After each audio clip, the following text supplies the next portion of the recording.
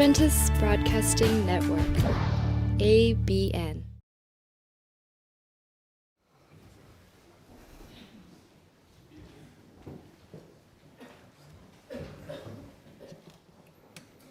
두 정장로님께 감사합니다. 기도와 사회를 통해서 은혜를 주셔서 감사합니다. 여러분은 안녕히 주무셨습니까?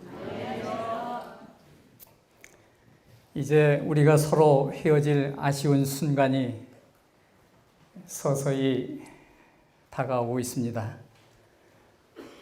저는 개인적으로 늘 그리던 고국교회 와서 존경스러운 여러분의 모습 속에서 그 순결한 믿음과 그 비밀과 재림 성도다운 품위와 주님을 그리고 말씀을 사랑하는 열정을 이렇게 눈여겨보면서 우리 딱토손이 자주 쓰던 말 중에 엄청이란 말을 빌려서서 제가 엄청 감동을 받고 돌아가겠습니다.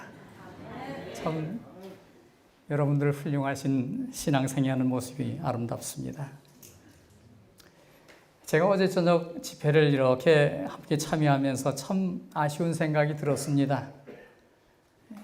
그 아쉬운 생각은 제가 노규환 목사님을 그렇게 잘 아는 사이는 아니지만 이 노 목사님이 설교를 준비하실 때 많은 시간을 바치고 고민하고 애쓰는 사실을 제가 알고 있는데 저분이 특별히 우리들에게 전할 메시지를 가지고 오셨을 텐데 하는 그런 아쉬움이 제게 오늘 아침까지도 가시질 않습니다.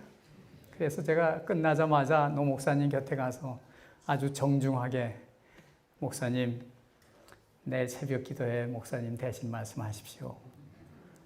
그랬더니 이런 지하에 거절하는 거예요. 그래서 제가 홍 목사님에게 다시 청원을 했습니다. 내일 아침 말씀을 노 목사님이 하셨으면 참 좋겠습니다. 그랬더니 홍 목사님도 그럴 수 없습니다 그래요.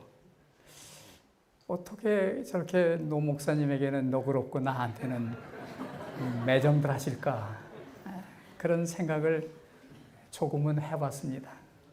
그러나 아쉬운 것은 노 목사님의 말씀을 좀 듣고 또 앞에 말씀하신 안 목사님의 말씀을 제 입으로 들었다면 얼마나 좋았을까. 왜 우리는 이렇게 아주 성숙한 그리스도인 신사도를 모를까. 그런 생각이 제게 아주 밤새도록 아쉬웠습니다. 그러나 어쩔 수 없이 서게 됐으니 송구스럽지만 여러분 앞에 선 것을 용서하시기 바랍니다. 이제 제가 말씀을 펴기 전에 잠깐 기도해도 되겠습니까? 잠깐 기도하겠습니다.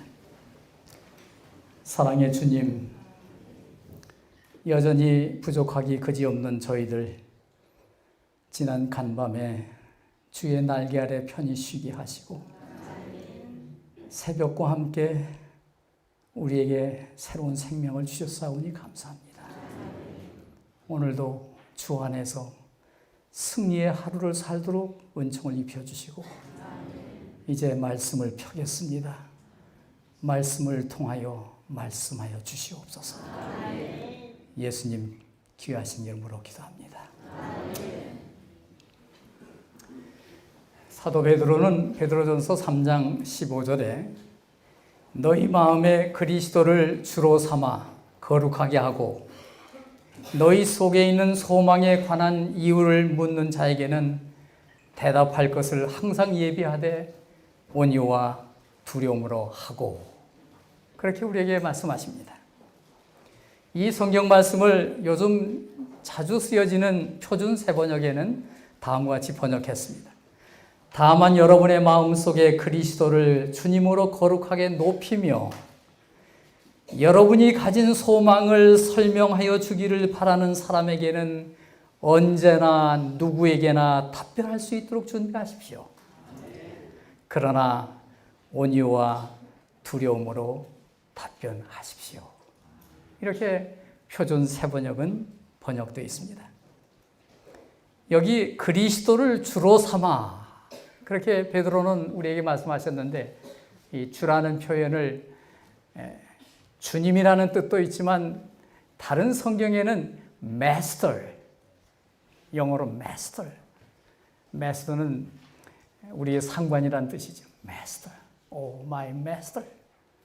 삼는다는 말을 국어사전에 보면 관계를 맺기 위해서 서로 좁혀지는 상태를 삼는다 그렇게 얘기를 합니다.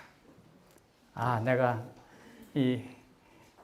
우리 남형제를 친구로 삼았다. 우리 삼기 위해서 서로 간에 마음이 통한 얘기예요. 제가 며느리를 딸처럼 생각하고 며느리로 맞아들였다. 삼았다. 그런 표현이 삼았다는 표현인데 너희 마음에 그리스도를 주로 삼아 이제는 그리스도를 나의 주로 삼았으니 그 마스터에게 제가 할 수 있는 것은 종처럼 순종하고 따르는 거예요. 종처럼 따르는 거예요.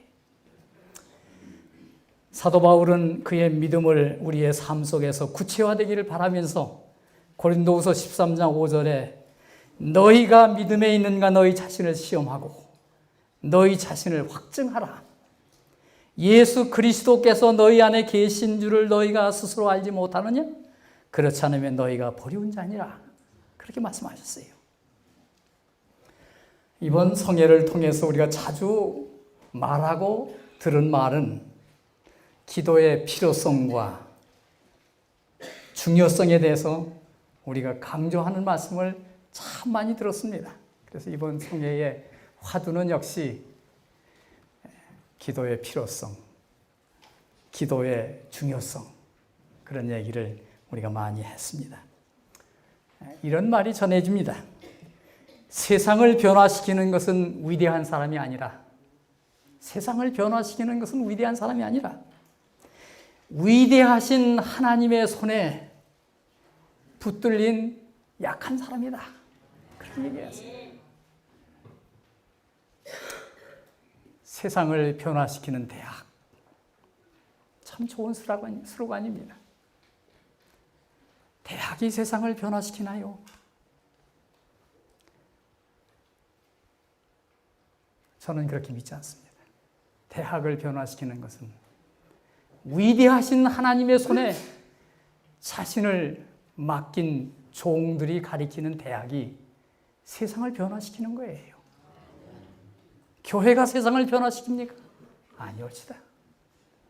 교회가 세상을 변화시키는 것은 위대하신 하나님의 손에 자신을 맡긴 연약한 신앙의 공동체가 세상을 향하여 변화를 가져올 수 있다고 그렇게 저는 믿습니다. 불란서의 철학자 파스칼도 자신의 인생의 근원적인 딜레마를 믿음으로 극복하고 나선 후에 다음과 같은 고백을 남겨놓았습니다. 모든 인간의 마음속에는 하나님이 만드신 공간이 있다. 모든 사람의 마음속에는 하나님이 만드신 공간이 있다. 이것은 어떤 피조물로도 채워질 수 없고 오직 예수 그리스도 안에서 하나님의 사랑으로만 채워질 수 있다.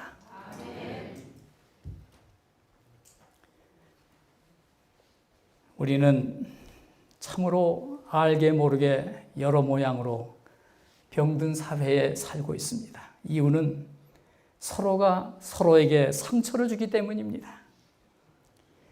모두 욕구 불만을 가지고 있습니다. 그래서 각자 자기가 피해자라고 생각합니다. 상처를 호소하는 사람은 많아도 상처를 싸매주는 사람은 그리 많지 않습니다. 어느 날 고달프고 힘겹게 살아가는 한 가정을 방문하고 제 자신도 아주 파죽처럼 지칠 대로 지친 몸을 이끌고 집으로 돌아가기 위해서 5번 후리에를 타고 미국의 후리에는 남쪽에서 북쪽으로 올라가든지 북쪽에서 남쪽으로 올라가는 모든 길은 홀수로 되어 있습니다. 5번 하면 남북이 통하는 거예요. 7번 남북이 통하는 거예요. 그러나 어떤 후리에는 2번, 10번, 70번, 80번 이런 것은 동서로 통하는 거예요. 그래서 여러분이 프리웨이를 이게 70번 이거 샌프란시스코에서 워싱턴 DC로 가는 길이구나. 그렇게 쉽게 이해할 수 있는데 이 5번 프리웨이는 이제 남쪽에서 북쪽으로 북상하는 길이기 때문에 5번입니다. 제가 5번 프리웨이를 타고 집으로 가는 길에 5번의 길 옆에 아주 등대와 같이 아름다운 교회가 서 있었습니다. 그 교회를 이렇게 바라보고 있는 저에게는 그 교회를 알리는 교회 이름이 적혀 있는 사인판이 아니라 그 사인판에 이렇게 적혀 있습니다. Jesus Christ is the answer. 예수님은 모든 인생의 해답자이시다.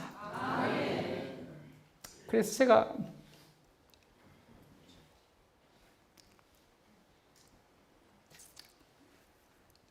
그 사인판을 보면서 참 멋지구나. 그거 뭐 교회 자랑하는 이름 써붙여 봤자 그게 그건데 그 교회 간판에 지나가는 사람들이 막 보라고 아주 커다랗게 Jesus Christ is the answer.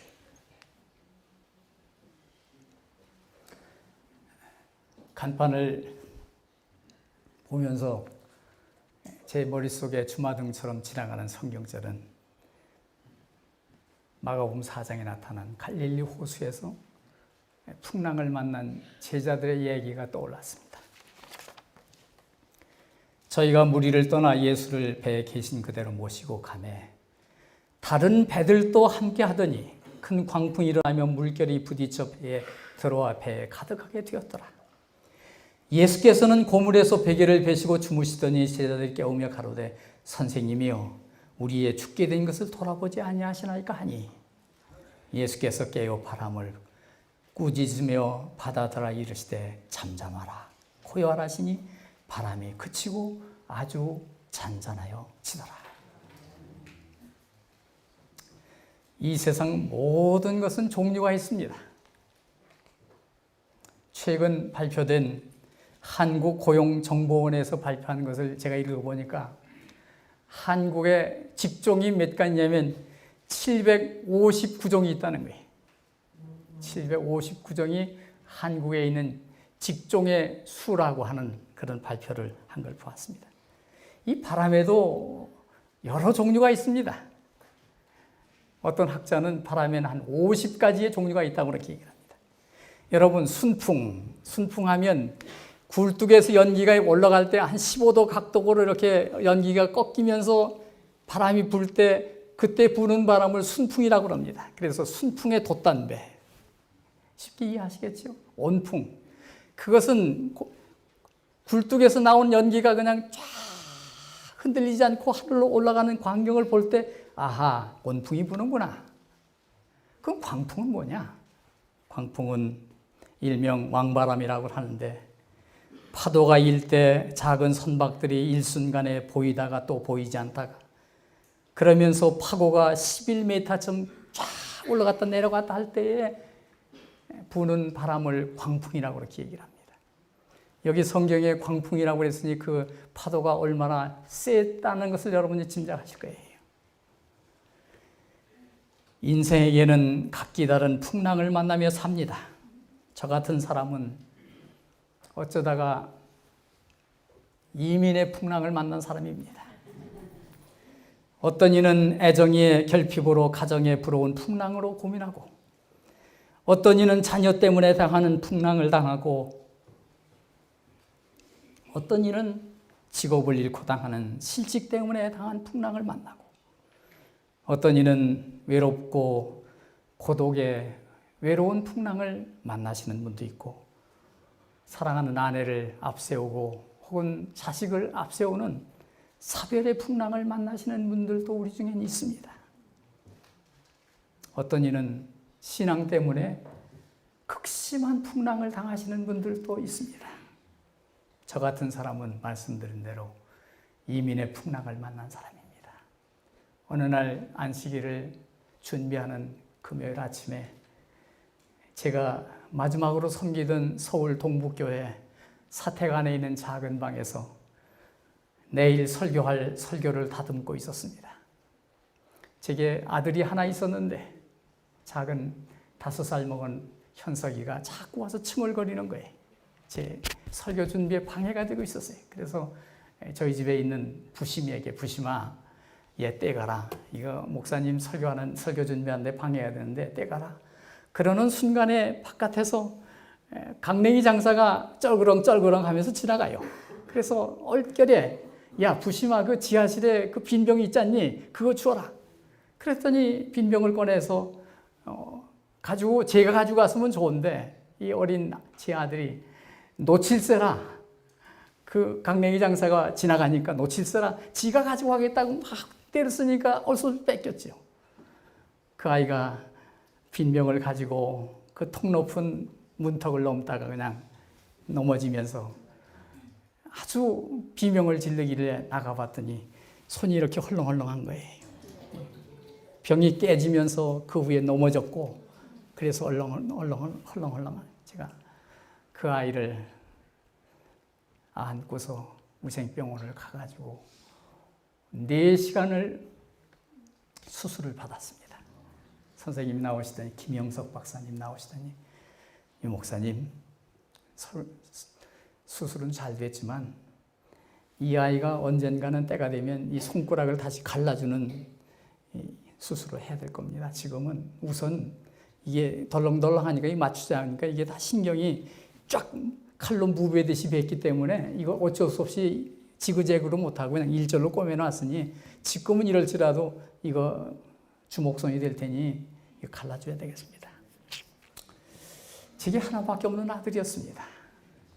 그 해가 서울 제1호 지하철이 개통되는 날이었습니다. 또 유경수 여사가 총탄에 맞아 쓰러지던 날이었습니다.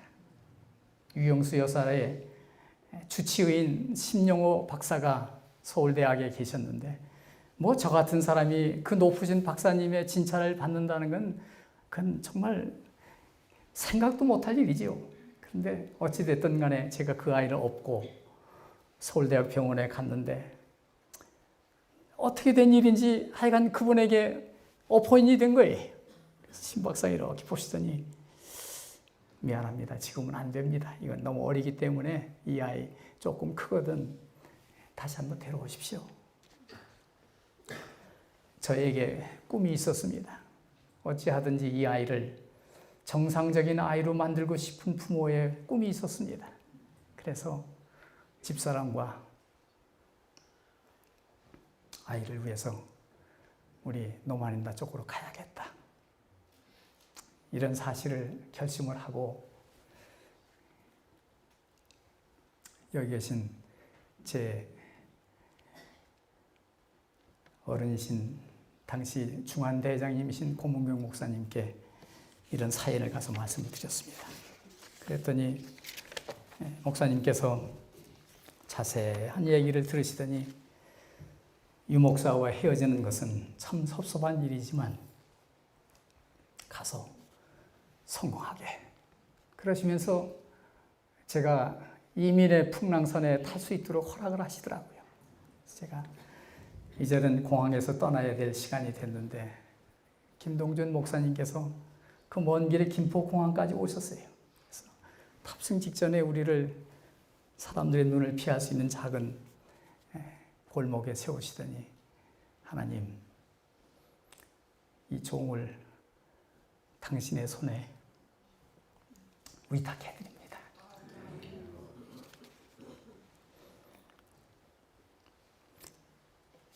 그래서 이민의 풍랑을 만난 제게 비행기를 탔습니다. 세월이 지나고 그 아이 손은 정상으로 돌아오고 그 아이가 노마린다 치대를 나와서 지금은 의사가 됐습니다. 제가 떠나기 전에 현서가 아버지 서울 그 집회가 있어서 가야 되겠는데 그랬더니 아버지 걱정하지 마세요. 그리고는 우리가 비행기를 탈 수 있도록 다 준비를 해줬습니다.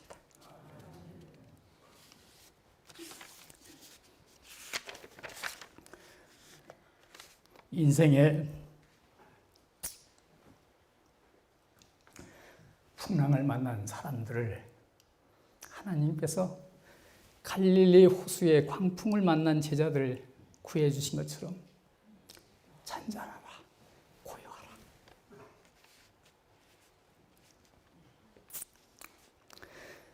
제가 좋아하는 그 사람들이 부르는 소위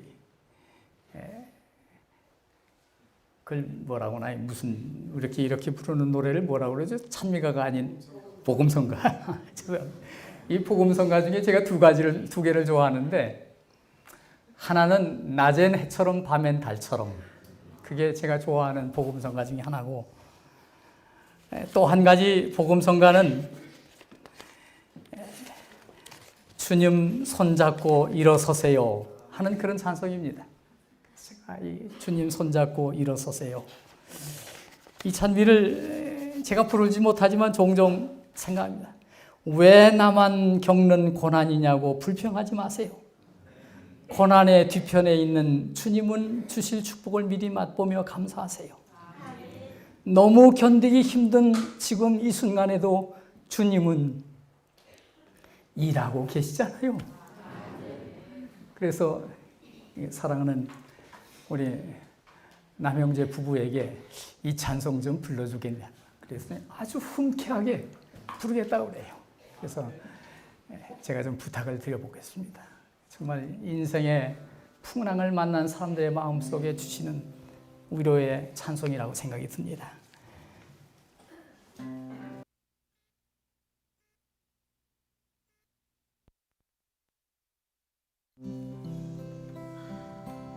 왜 나만 겪는 고난이냐고 불평하지 마세요. 고난의 뒤편에 있는 주님이 주실 축복 미리 보면서 감사하세요. 너무 견디기 힘든 지금 이 순간에도 주님이 일하고 계시잖아요. 남들은 지쳐 앉아 있을지라도 당신만은 일어서세요.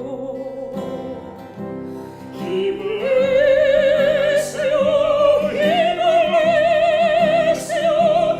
주님이 손잡고 계시잖아요. 주님이 나와 함께함을 믿는다면 어떤 역경도 이길 수 있잖아요.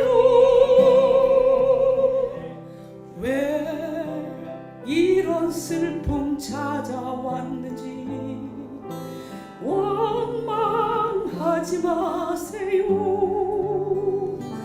당신은 잃은 것보다 주님께 받은 애 더 많음에 감사하세요.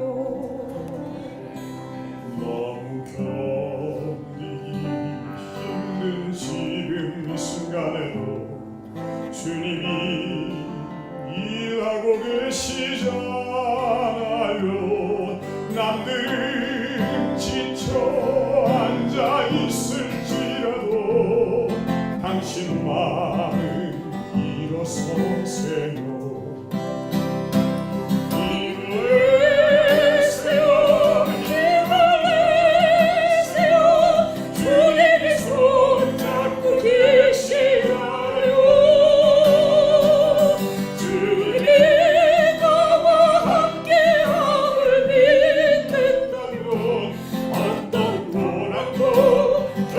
수 있잖아요.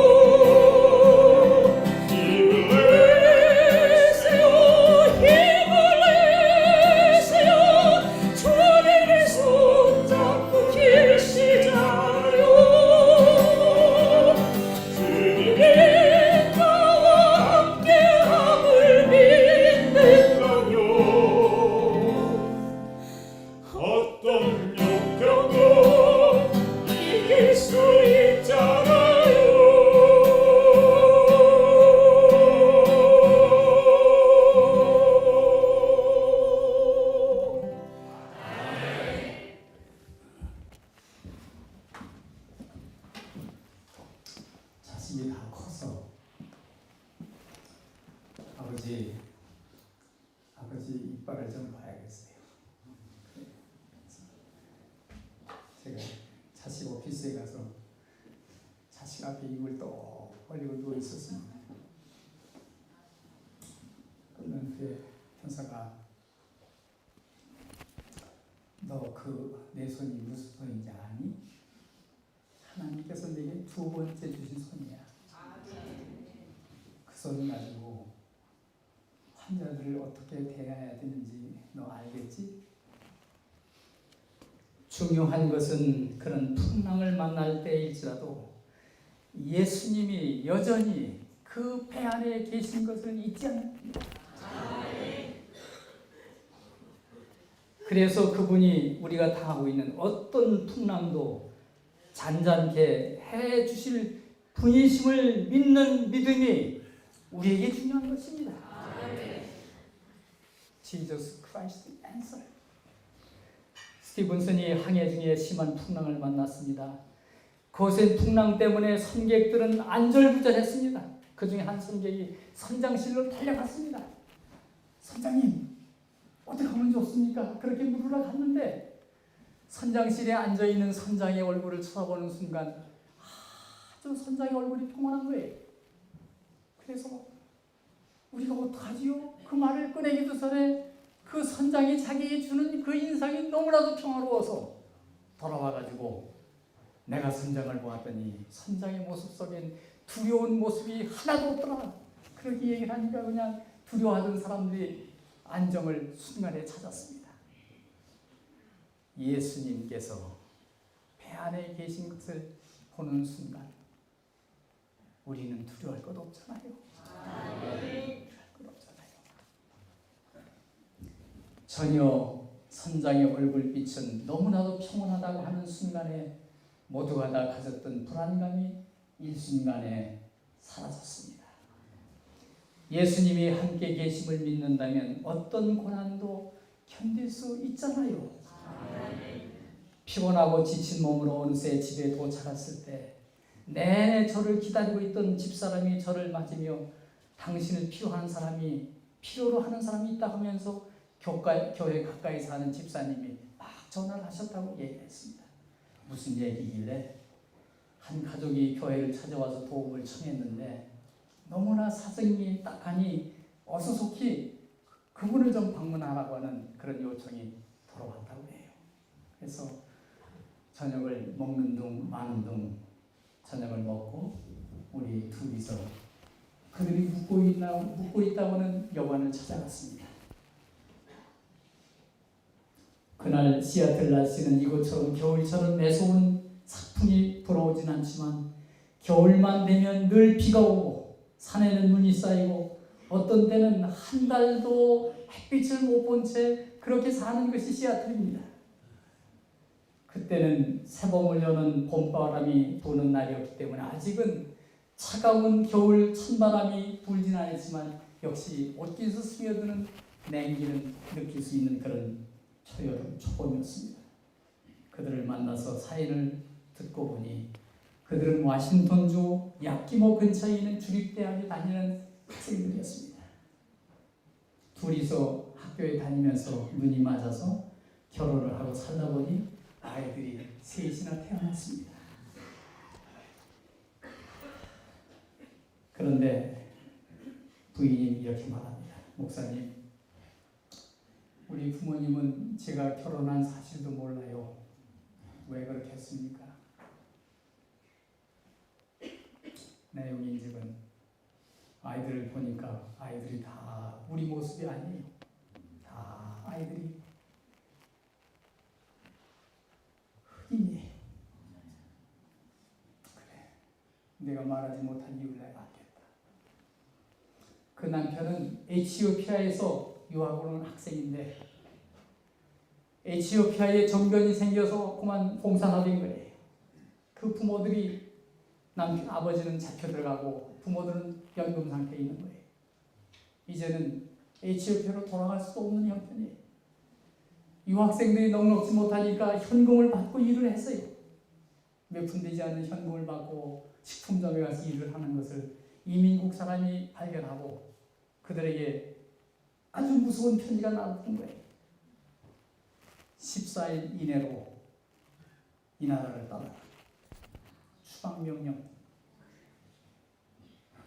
여러분, 이 디포테이션 올더라는 게 얼마나 무서운지 여러분 잘 모르시죠? 여러분 외부에 나가서 사시는 동안에 당신 내일로 떠나시오. 그런 말을 여러분이 듣는다면 여러분의 간장이 어떻시겠죠? 이건 당해본 사람이나 알 수 있고 외국에 나가 사는 사람이나 그 정서를 이해하실 거예요. 제가 아무리 그 정서를 여러분에게 잘 표현할지라도 여러분의 정서와 제 정서는 다르기 때문에 잘 이해하지 못할 거예요. 그렇기 때문에 여러분은 이 나라, 우리나라에 산다는 게 얼마나 행복하다는 것을 아실 겁니다. 14일 이내로 떠나시오. 이유는 불법을 범했다는 거예요. 유학생은 일할 수 없는데 일을 했고, 그런 안타까운 사회를 듣는 목사인 제 신분이 참 초라한 생각이 들었습니다. 어떻게 이런 사람들을 돕지 못하는 이런 존재가 되는지. 그래서 우리가 할 수 있는 최선의 길은 그들을 손잡고 기도하는 길밖에 없었습니다. 기도를 하고 살 길을 찾아봅시다. 만약 당신들이 이 나라를 떠나야 하는 순간에 이를 때까지 이 일이 해결이 안 되면 지금 가지고 온 모든 짐들 우리 집 그라지에 보관해 줄 테니 다시 돌아와서 그걸 가지고 쓰라고 그렇게 얘기를 했습니다. 그리고는 내일 아침에 우리가 다시 오려느라 아침이 돼서 집사람이 우유도 장만하고 빵도 장만하고 그래서 우리 둘이 또 갔습니다. 가서 아이들에게 먹여주고 그리고는 기도하고 우선은 우리가 할 수 있는 일 가운데 하나는 이민국 담당자에게 편지를 써보자. 혹시라도 하는 생각을 가지고 그렇게 쓰기로 했습니다. 이제 그런 얘기를 나누고 저도 편지를 쓰기로 하고 그분도 기다리기로 하고 제가 나와서 길에 나오자마자 건너편에 언덕에 교회가 하나 있었어요. 제임스 스트리트. 그래서 저 교회에 찾아가서 마침 목사님이 거기 계셨어요. 미국인 누스란 교회 목사님이. 그래서 목사님에게 이런 사연을 얘기를 하고 당신이 젊은이들을 도와줄 수 있는 편지를 써주겠느냐. 흔쾌하게 내일 아침에 내 비서를 통해서 다 편지를 마련해 놓더니 찾아오라고. 그래서 그가 준비된 편지와 제가 편지를 이렇게 또 하나 준비했습니다. 그때 마침 저는 시민권을 받은 미국 시민이었습니다. 제가 편지를 이렇게 썼습니다.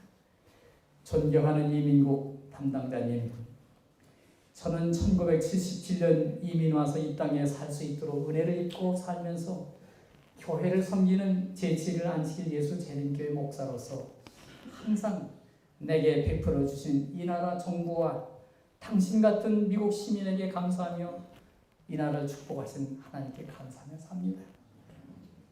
오늘 당신에게 특별한 요청을 드리고 싶은데 이 성실한 유학생 시추와 그 가족들을 저와 같이 이 땅에 살 수 있도록 특별한 은총을 베풀어 주시길 바란다는 애절한 편지를 쓰면서 그의 이해를 돕기 위해서 이런 말을 또 첨가했습니다.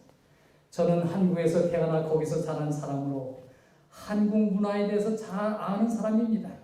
한국은 특별히 전쟁을 치르면서 태어난 혼혈아들이 한국 땅에서 사랑과 이해를 받고 산다는 것은 너무나 힘든 운명이라는 것을 제가 잘 알고 있습니다.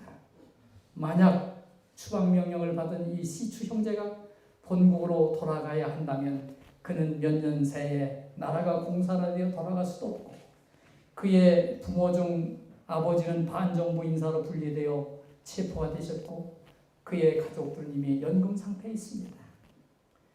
또 이 부인의 고국인 한국으로 돌아갈 수도 없는 딱한 사정은 한국으로 돌아간다면 한국 가족들이 그들을 환영하지 않을 겁니다.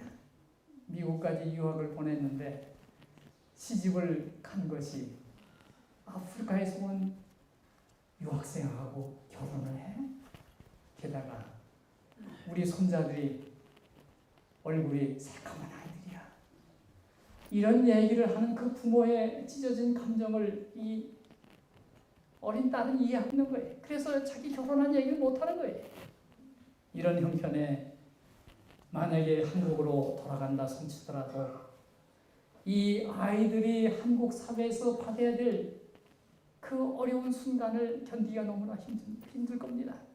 그러니 우리나라는 인권을 존중하고 개인의 권리를 주장하는 나라이니 하실 수 있으면 저같이 이 시추 형제 부부도 이 땅에 살아갈 수 있도록 은총을 베풀어 주십시오.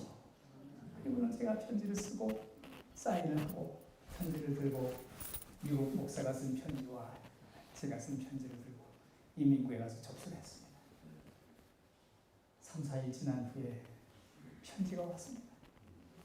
너희들의 추방 명령을 유예시키겠다. Jesus Christ is the answer. 우리 하나님은 인생의 극심한 풍랑을 만날 때 풍랑을 잔잔케 해주시는 주님이시기 때문에 참 좋으신 아버지십니다. 아멘.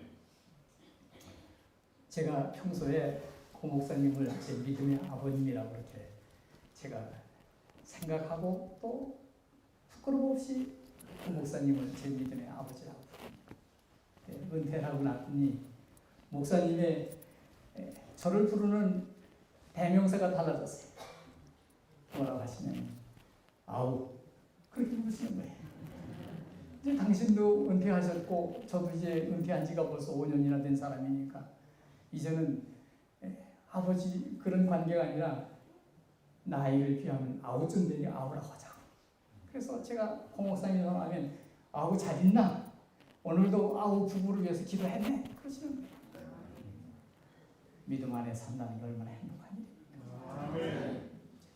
고 목사님이나 고향을 떠나는 외로운 저에게 하나님께 저희의 장래를 위탁해 주신 김동준 목사님을 제가 평생 잊지 못합니다.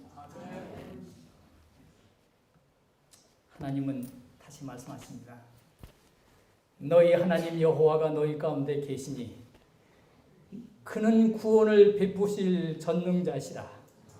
그가 너로 인하여 기쁨을 이기지 못하여 하시며 너를 잠잠히 사랑하시며 너로 인하여 즐거이 부르시며 기뻐하시리라.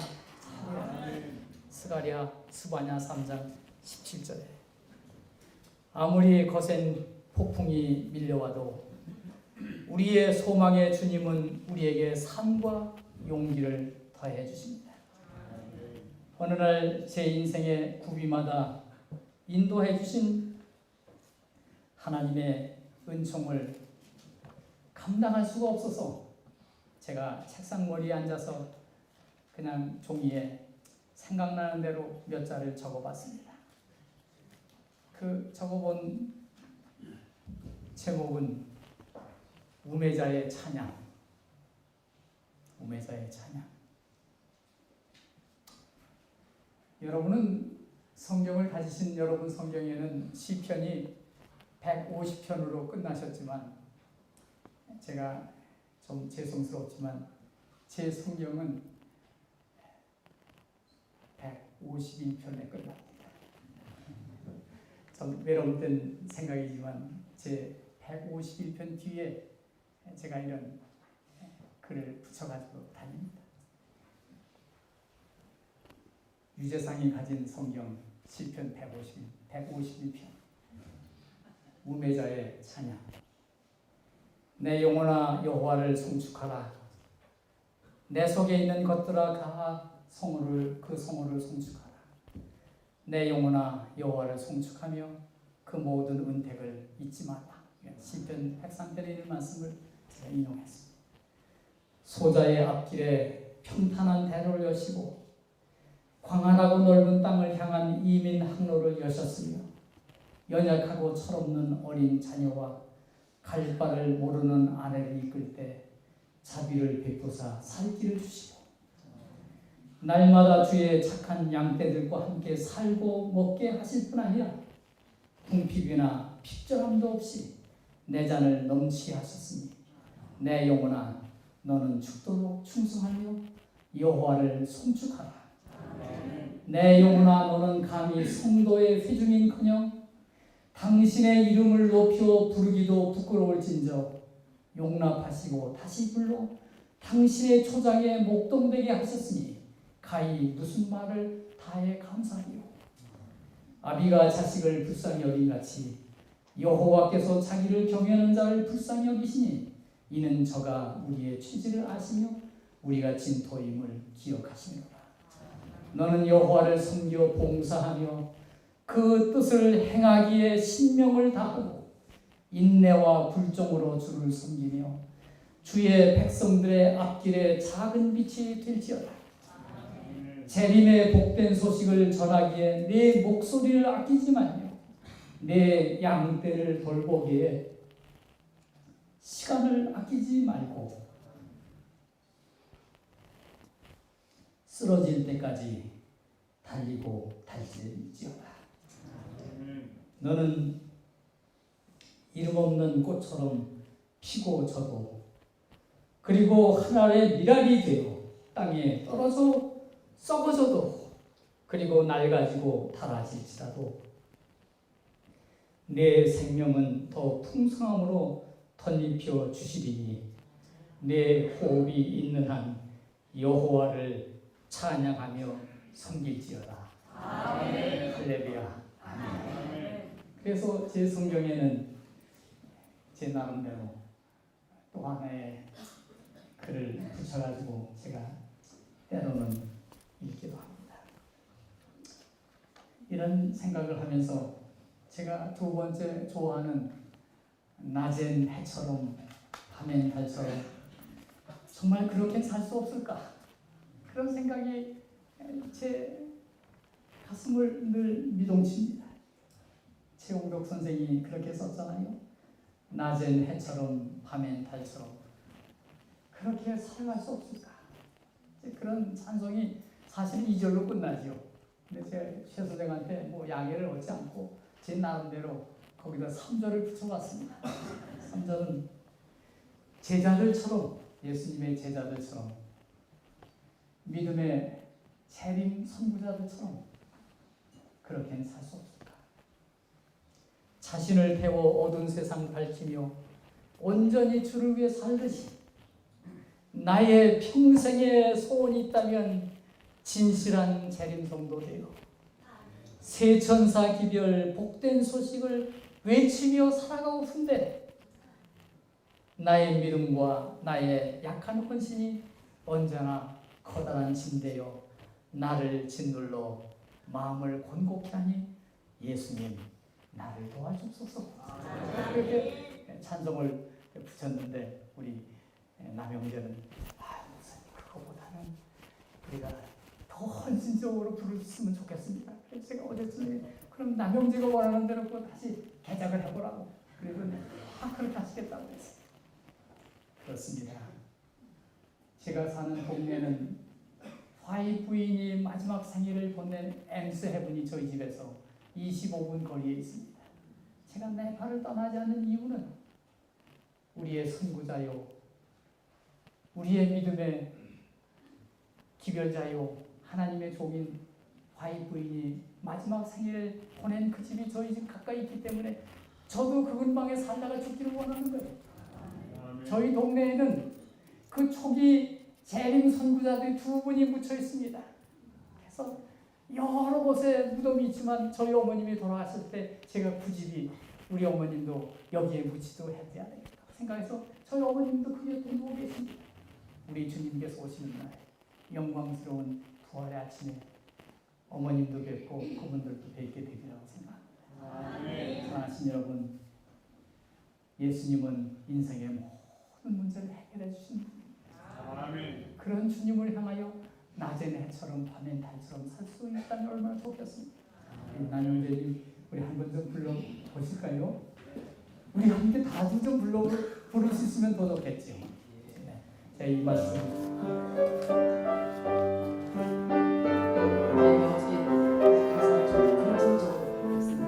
저 1절은 저희 부부가 부르고요. 2절, 3절은 우리 목사님과 함께 여러분과 함께 같이 하겠습니다. 낮의 해처럼 많은 달처럼 그렇게 살아갈래요.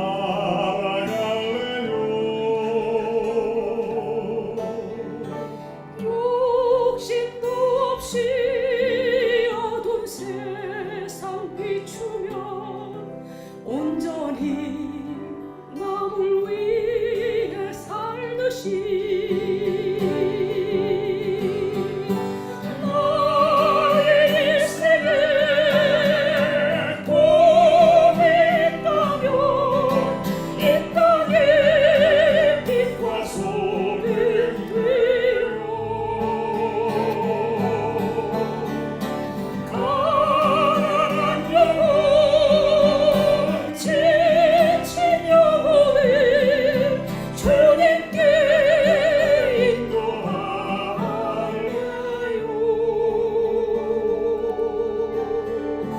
나의 욕심과 나의 못난 자를 모두 다 벗어버리고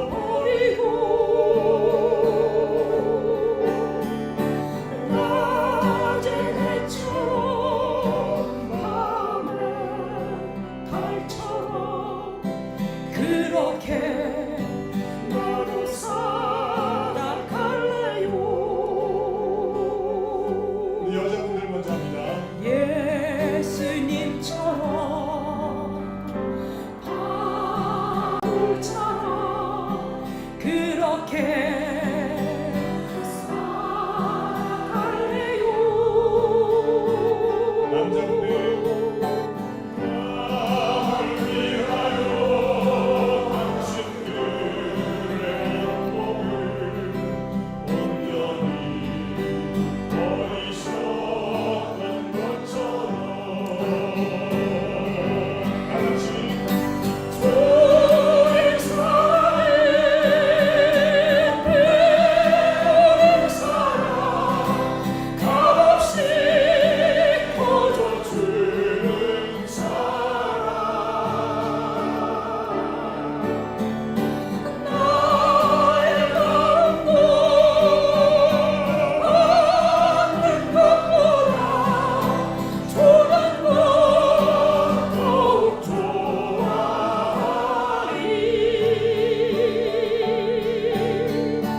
나의 입술이 주님 닮아가오요 내 맘도 주님을 닮아요.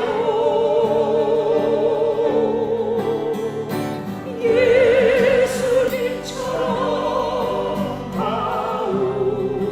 바울처럼 그렇게 나도 살아갈래요. 3절은 목사님. 제자들처럼 선구자처럼 그렇게 살아갈래요. 자신을 태워 어두운 세상 비추며 온전히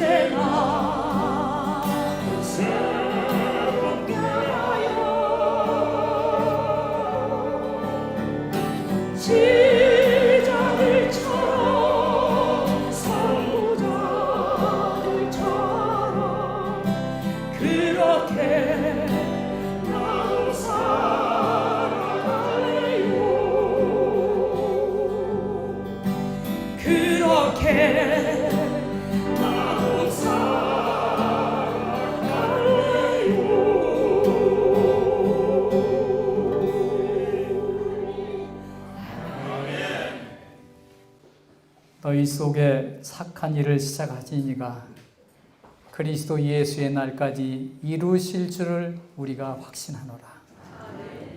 이는 내게 사는 것이 그리스도니 죽는 것도 유익하니라.